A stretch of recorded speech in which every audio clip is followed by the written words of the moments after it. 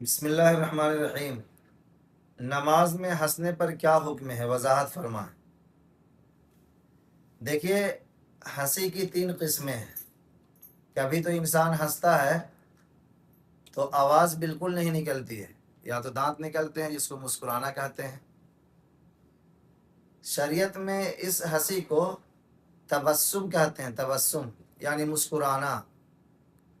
نماز میں مسکرانے سے نہ وضو ٹوٹتا ہے اور نہ نماز خراب ہوتی ہے۔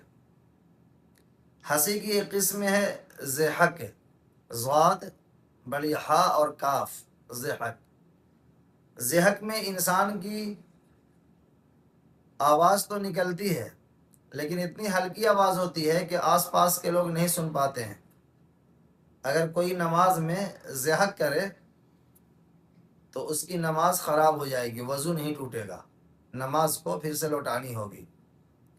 ہنسی کی تیسری قسم ہے قہقہا، اس قدر زور سے ہنسے کہ آس پاس کے لوگ بھی اس ہنسی کی آواز کو سن لے، سمجھ لیں۔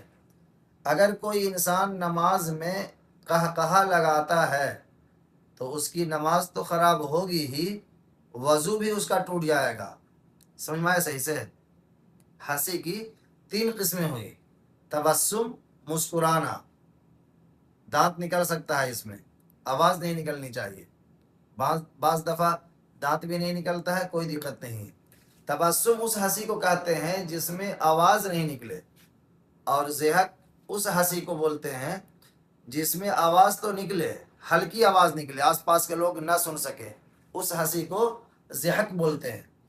اور قہقہا اس ہنسی کو بولتے ہیں کہ اس قدر زور سے ہنسے آدمی کہ آس پاس کے لوگ اس کی ہنسی کی آواز سن لے، ایسی ہنسی کو قہقہا بولتے ہیں۔ اگر کوئی نماز میں کرتا ہے تو وضو اور نماز سب خراب ہو جائے گی۔ خلاصہ یہ ہوا کہ تبسم سے نماز پر کوئی اثر نہیں پڑے گا، ضحک سے صرف نماز خراب ہوگی، نماز کو لوٹانی ہوگی۔ قہقہا میں اثر نہ وضو کر کے پھر سے نماز کو لوٹائے گا۔ واللہ اعلم بالصواب۔